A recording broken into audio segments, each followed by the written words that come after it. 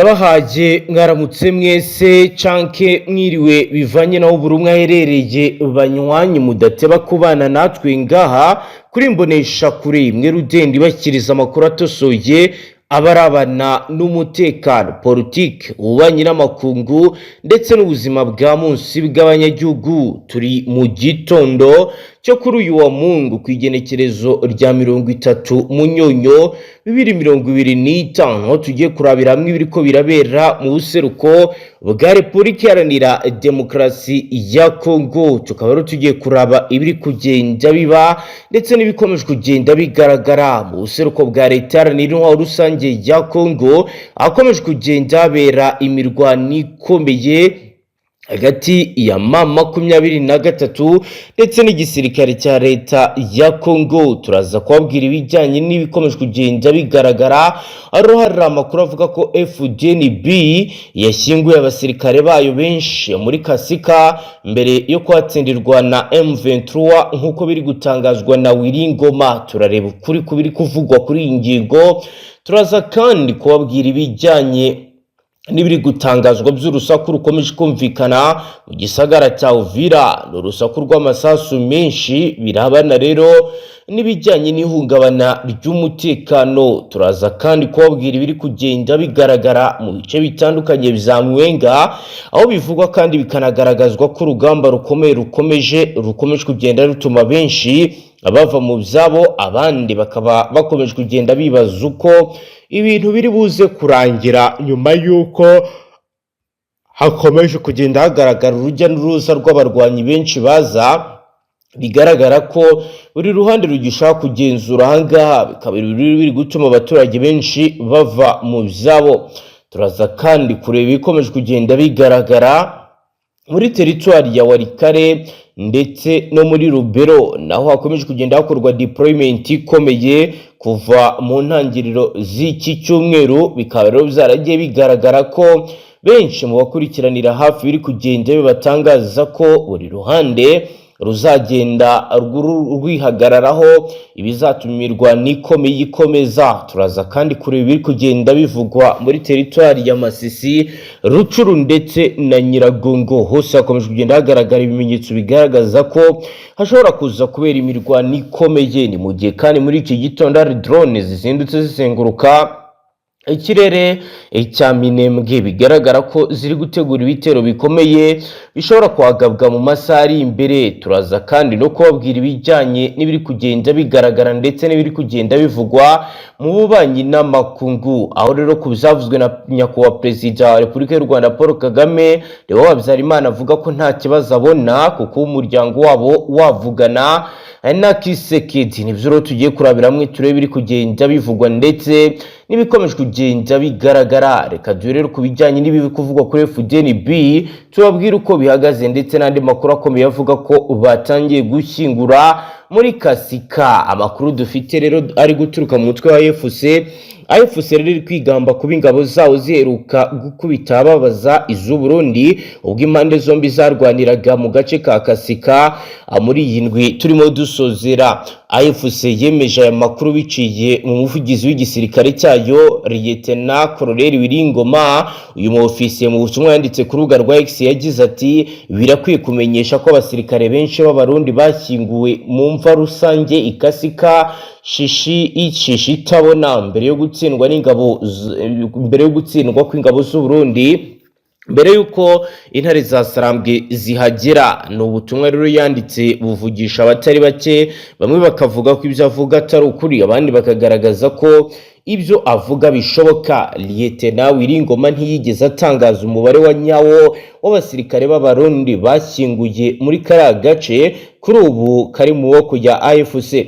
Uyu musirikare kandi yavuze ko biteye isoni cyane kandi bikaba bibabaje kubona abasirikare b'abarundi bakomerekeye mu mirwano yabereye mu duce twa Kasika, Kiringutwe na Mwenga, barirukankanwe kugeza bagijijwe i Warikare nyuma yo kujyanwa ku ngufu Ikisangani aho koherezwa iwabo. Nk'uko abisobanura, yashimangiye ko ingabo z'u Burundi zikomeje kugwa mu ntambara yo mu burasirazuba bwa Kongo kubera inyungu z'umuntu umwe ari we Perezida Evariste Ndayishimiye. kuwa gatatu kwigenekerezo rya 26 Munyonyo 2025 ubwo AFC yigaruriraga agace kakasika gaherereye muri territoire ya Mwenga mu ntara Kivu y'Amajyepfo nyuma yo kwirukanamo ingabo z'u Burundi zari nyuma y'imirwano ikaze yaramutse isakiranya impande zombi. Amakuru aravuga ko muri iyo mirwano ingabo z'u Burundi mbere yuko zikubitwa zarwanye zonyine kuko FARDC na Wazalendo bafatanyije urugamba bari bamaze gufata icyemezo cyo guhunga bakuyemo akabo karenge. Nkuko rero bikomeje kugenda bivugwa, urugamba rwo rurakomeje kandi rurakomeye. Abaturage baratanga ubuhamya ko ibintu bikomeje kugenda bikomera cyane, ndetse benshi mu Bazalendo bo bamaze kugenda bamanika amaboko bitewe nuko urugamba rukomeje kugenda rukomera aho koroha. Ibiri kugenda bituma benshi mu bari ku rugamba bakomereka, abandi bakaba rero bari kugenda bigira inyuma bagira ubwoba bitewe n'ibiri kugenda bigaragara. Mu yandi makuru n'ubundi ari guturuka ku mirongo y'urugamba mu ntara Kivu y'Amajyepfo aravuga ko ingabo za AFC zamaze gucamo kabiri imijyi ya Mwenga na Kamituga nyuma yo kwigarura agace kari hagati yayo. Amakuru ari kutugeraho ari guturuka muri Kivu y'Amajyepfo aremeza ko kuva ku wa gatanu no ku wa gatandatu zimwe mu ngabo za AFC zageze muri Kashaka, agace kari hagati ya Mwenga na Kamituga. Abazi neza aka gace barasobanura nk'aka gace kitegeye cyane Mwenga centre, ku buryo rero karimo bitagoranye kujya muri ya mujyi cyangwa se mu yindi mito irimo Kamituga ndetse na Fizi. Amakuru atandukanye ari guturuka mu bice bitandukanye aravuga ko AFC kuba yakwinjira muri Mwenga byayisaba gusa kwambuka umugezi wa Gashaka, agace gasanzwe ari amasangaro yerekeza mu duce dutandukanye, dore ko karimo inzira y'amatungo yerekeza Ikitutu n'indi ya Kamituga. Amasoko yacu kandi arasobanura ko ingabo za AFC zageze muri aka gace kuwa gatanu na Mwenga hacamo agace kahitwa Kabogoza n'umugezi ukagabanya na Mwenga centre witwa Erira. Urenze uyu mugezi kandi nibwo ushobora kugwa mu nzira igana Kamituga nayitwa Kitutu. Muri make aho AFC yafashe n'ahantu h'ingenzi cyane, dore ko hariya ari agace kanaherereye mu misozi, ku musozi witwa Kigogo uri hejuru, akaba ashobora kurasa mu mujyi wa Mwenga mu gihe yabakoresheje imbunda z'imisada. Sibyo rero kuba ingabo za M23 zigenzura agace ka Kashaka. Andi makuru kandi aragaragaza ko igice cy'ingabo cyamaze kugera muri centre ya Karambi iri mu birometero 5 uturutse mu majyaruguru ya Mwenga. AFC ikomeje kugera amajanja uriya mujyi mu gihe urimo ingabo ziganjemo iz'Abarundi ndetse n'ibifaru byazo. Kuba bashaka rero kuba Kashaka yarafashwe na ziriya ngabo zahise zijya mu ihurizo, kuko kuba zava Mwenga zigahungira Kamituga ni ikibazo gikomeye cyane ku binyeshyamba za AFC zari mu mwaka ya gace, kandi zikaba zifite ubushake bwo kwinjira mu duce twa Kamituga, ahitwa Kakorokelo, Fizi, Kalembwe, Rurimbi, Byango na Kituku. Bikaba rero bishobora gukorwa nta nkomyi na nto ibayeho. Ko hari imodoka zo mu bwoko bwa transport de troops, kamyo militaire ziri kugenda zikoreshwa mu muhanda wahitwa Rubanda umanuka werekeza mu bindi bice bitandukanye. Ibi byose rero bikaba bishobora kuba bigiye gutuma habaho offensive limité, bikaba bituma rero abahunga bari kugenda biyongera. Biro ni bibaye mu gihe mu yandi makuru ahari Minisitiri Nduhungire avuga ko Perezida Paul Kagame ndetse na Kisekedi bazahura mu minsi mike. Minisitiri w'ububanyi n'amahanga w'u Rwanda Olivier Nduhungirehe yatangaje ko Perezida Paul Kagame w'u Rwanda na Perezida Kisekedi Repubulika Iharanira Demokarasi ya Kongo bazahura mu minsi mike iri imbere bagashimangira amasezerano y'amahoro ibihugu byombi byashyizeho umukono mu kwezi kwa gatandatu k'uyu mwaka. Mu kiganiro na radio RFI y'Abafaransa, Nduhungire yabajijwe igihe inama izabera, asubiza agira ati inama iza mu minsi mike iri imbere, ariko siyo nama igomba gushyira mu bikorwa amahoro, kuko amahoro n'agahenge byamaze gushyirwaho umukono. Yongere ko ikibazo ari ibisasu biraswa buri munsi n'indege z'intambara na za drone, indege nto z'intambara zitajyamo abapilote zirasa mu bice bitandukanye. Gusa rero bikaba bivugwa ko ibi bibangamira bikomeye abaturage. Ati ariko igikomeye cyane ni ku byaro by'abanyamurenge, abo batutsi b'abanyekongo bo muri Kivu y'Amajyepfo bakomeje kugenda baraswaho, ndetse n'imvugo z'urwango. Ingabo za leta ya Kongo FARDC nazo zakomeje gushinja M23 n'u Rwanda rushinjwa gufasha uwo mutwe kurwanya ubutegetsi bwa Kongo kuba ari bo bafite akamenyero ko kurenga ku gahenge. M23 ikaba ibihakana, u Rwanda narwo rugahakana gukorana n'uyu mutwe. Abajijwe na Radio France Internationale ku kuba leta ya Kongo ivuga ko nta mahoro azagerwaho igihe cyose u Rwanda ruzaba rutarakura abasirikare barwo ku butaka bwa Kongo, Nduhungire yasubije ko amahoro azagerwaho gusa ariko Kinshasa iranduye umutwe wa FDLR urwanya ubutegetsi bw'u Rwanda kubera ko mu burasirazuba bwa Kongo. Nduhungire yavuze ko icyo gihe ari bw'u Rwanda ruzabona gukuraho ingamba z'ubwirinzi zarwo. Leta y'u Rwanda ikabihakana ko rwohereje ingabo muri Kongo, uko rero abo muri Kongo babivuga, ndetse bakavuga ko nta na gahunda bagira yo gufasha uyu mutwe mu birebana n'imirwano. Amasezerano ya Washington yo ku itariki 27 z'ukwezi kwa karindwi ntaho ateganya ko ari ingingo runaka uruhande rumwe rugomba kubanza kubahiriza kugira ngo urundi narwo rugire icyo rukora, ahubwo avuga ko impande zombi zigomba kuyubahiriza bizako kanya. Mu gihe cyashize Kinshasa yavuze ko nta gahunda ya leta iriho yo gukorana na FDLR, ndetse iburira ko abasirikare ba FARDC uzafatirwa mu gikorwa cyo gukorana nabo azahanwa. Basaba abagize uyu mutwe gushyira hasi intwaro. Guhera mu kwezi gushize ingabo za leta ya FARDC zatangiye gufatanya na MONUSCO mu bikorwa byo gushishikariza uyu mutwe wa FDLR gushyira intwaro hasi ukishyikiriza Loni, maze zigacyurwa mu Rwanda izi nyeshyamba za FDLR.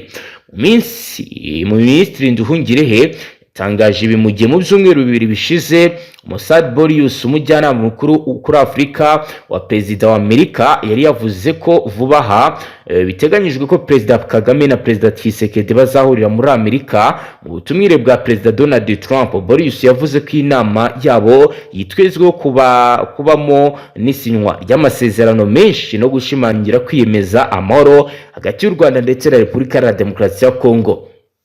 Mu ntangiriro z'uyu mwaka M23 iragenzura umujyi wa Goma, umurwa mukuru w'intara Kivu y'Amajyaruguru, na Bukavu, umurwa mukuru w'intara Kivu y'Amajyepfo, n'ibindi bice byinshi ahangaha. Kugeza ubu rero ibi bikaba byaratumye leta nayo itihangana, aho rero iyi buri gihe igaba ibitero bigamije kugerageza kugira ngo yisubize ibi bice, nubwo birangira bidatanze cyangwa se bitageze ku cyo babifuza. Ariko ibi byose bihungabanya umuturage, bituma urugendo rwatangiye rusa naho rugenda bigura intege. Ibyo benshi bagaragaza ko bibangamiye bikomeye ibijyanye no kuba ibintu byagenda neza, aho rero benshi bavuga ko mu gihe ibi bikomeje bijyanye rero n'umutekano bizakomeza kugenda bihungabana, ndetse ibintu bikaba bikomeje kugenda bijya mu bundi buryo.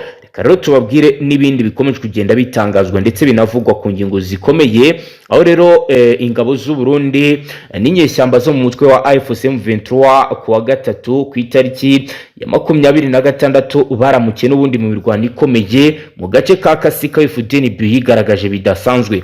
Kasika ni agace gaherereye muri groupement ya Wamuzimu muri teritwari ya Mwenga mu ntara Kivu y'Amajyepfo. Amasoko atandukanye y'amakuru yemeza ko imirwano yo ku wa gatatu ingabo z'u Burundi zishinzwe gufasha FARDC urugamba zarwanye zonyine, kuko zirangabo za leta n'abarwanyi b'abazarendo bahunze muri Kasika ku wa kabiri ku itariki ya 25 nyuma yuko bari barwanye bikomeye. Usibye Kasika, amandi makuru kandi aravuga ko ingabo za leta ya Kinshasa zamaze guhunga mu yindi centre ikomeye ya Kamituga yemwe na Mwenga, bakaba bakomeje kugenda bavamo, abarundi nibo basigaye. Ingabo z'u Burundi rero zikaba ziri kurwana kugira ngo zirebe ko zabasha gufasha igihugu cya Repubulika ya Demokarasi ya Kongo kongera kugira ubugenzuzi ndetse no kugumana ibice bitandukanye nk'uko bimaze igihe kinini bigaragara. Urugamba rukaba rukomeje kugenda rukomera ijoro n'amanywa. Ni mu gihe kandi ibi byose biri kwa mu gihe akanama ka Loni gashinzwe umutekano kari buterane mu mwiherero kakiga ku mutekano muke ukomeje gufata indi ntera mu burasirazuba bwa Kongo. Uyu munsi abanyamuryango b'akanama ka Loni gashinzwe umutekano barateranira mu mwiherero wihariye kugira ngo bungurane ibitekerezo ku bibazo byugarije Repubulika Iharanira Demokarasi ya Kongo, cyane cyane mu burasirazuba bw'iki gihugu. Iyo nama yateguwe mu buryo itagaragara mu itangazamakuru kandi yayoborwa n'umukuru w'akanama ka Loni gashinzwe umutekano ku isi. Aya ni amakuru rero agaragaza ko iyi nama yateguwe ku busabe bw'Ubufaransa bwatangije umushinga w'icyemezo gishya kijyanye n'umutekano muke muri Repubulika ya Demokarasi ya Kongo ku bufatanye na Sierra Leone. Intego nyamukuru ni ugusesengura urugendo rw'imikoranire mishya ihuriweho mu gushaka ibisubizo birambye ku makimbirane ashingiye ku bwicanyi amaze imyaka myinshi mu ntara ya Kivu y'Amajyepfo, Kivu y'Amajyaruguru ndetse n'intara ya Ituri. Iyi nama rero yatumiwemo n'ibindi bihugu bitari iby'umuryango w'akanama hagamijwe kumva ibitekerezo mpuzamahanga n'umusanzu wo gushaka inzira y'amahoro arambye. Ibiro bikaba bibaye mu gihe imiryango mpuzamahanga ikomeje guhangayikishwa n'imiterere y'umutekano muri aka karere, cyane cyane imirwano ikomeje kugenda irushaho gukara hagati y'ingabo za leta ndetse n'umutwe wa AFC. Abakurikiranira hafi iyi nama biteze ko ibiyivugiyemo bizafasha mu gutanga umusanzu ndetse n'umurongo mushya wa diplomasi mu guteza imbere ingamba nshya zo guhangana n'ubwicanyi bukomeje kurangwa ndetse no kwiyongera bukorerwa abaturage. Ibi ndetse bikaba bikomeje gushyira ibibazo bikomeye mu baturage batuye mu bice bitandukanye nk'uko bigenda bigaragara. Bikaba rero bivugwa ko ibi bikomeje kugenda bifata indi ntera. Ni mu gihe rero AFC yamaze gusubiza Ubufaransa cyangwa se Emmanuel Macron wagize icyo avuga ku birebana no gufungura ikibuga cy'indege cya Goma. Turababwira ko rero kugeza ubu ngubu ihuriro Alliance Fleuve Congo ryatangaje ko ifungurwa ry'ikibuga cy'indege rya Goma rishingiye ku bushake bwabo ritari ku mabwiriza ya leta ya Repubulika Iharanira Demokarasi ya Kongo. Mu itangazo ryashyizwe ahagaragara n'umuvugizi w'uyu mutwe Laurence Kanyuka yavuze ko nta mpamvu yihutirwa y'umutekano cyangwa se ubutabazi buhari bushobora gusaba ko ikibuga cy'indege gifungurwa mu buryo bwihuse cyangwa se ku ngufu. Kanyuka yagize ati ikibuga kizafungurwa ari uko tubitegetse kuko nta mpamvu yihutirwa yo kugifungura ku ngufu. Ibice dufite bigenzurwa na AFC bifite umusaruro uhagije w'ibiribwa ku buryo twanagaburira Kinshasa ifite inzara. Aya magambo rero akaba yakomeje kongera ubushyamirane hagati ya leta ya Kongo n'umutwe witwaje intwaro umaze ugiye kumara hafi umwaka wigenzura ibice byinshi byegereye ndetse bikungahaye cyane ku mabuye y'agaciro ndetse n'iby'ingenzi kuri Repubulika Iharanira Demokarasi ya Kongo. Rero bikaba bibaye mu gihe ubuyobozi bw'intara ya Kivu y'Amajyaruguru bukomeje guhangana n'ingaruka z'intambara zirimo guhagarara kw'ibikorwa remezo birimo n'ikibuga cy'indege. Ifungurwa ry'ikibuga cy'indege cya Goma ryitezweho kugira uruhare mu gutanga ubufasha no koroshya imikoranire n'akarere. Ibintu byose bikomeje kuba ingorabahizi kubera umutekano muke nk'uko bigaragara. Kugeza ubu Kinshasa ntiratangaza igitekerezo cyayo kuri ibisobanuro bya AFC mu gihe impungenge mu by'umutekano zikomeje kuba zakiyongera, ndetse bamwe bakavuga ko mu gihe ikibuga cy'indege cyafungurwa bishobora no gutuma bijyanye no kuba bikomeje kugenda biba ndetse bikomeje kugenda bikomera bishobora kuba bizakiyongera cyangwa se byagera n'urundi rwego bijyaho nk'uko bikomeje kugenda bigaragara. Hagati aho rero ingabo z'u Burundi ziri nazo guhakana ibirego byo kugaba ibitero no gufunga Minembwe. Aho rero ingabo z'undi Fdnb zahakanye byeruye ibirego byatanzwe n'abaturage ba Minembwe bazishinja gufunga ikibuga cy'indege no gufungira inzira abaturage ba Minembwe. Bakaba rero ibintu byatangiye kugenda bivugwa mu itangazo ryasubiye ku wa gatatu ku itariki ya 26 z'ukwezi kwa 11 2025. Fdnb yavuze ko ivyo birego ari ibihuha bigamije guharabika ubuyobozi bw'igisirikare cy'u Burundi.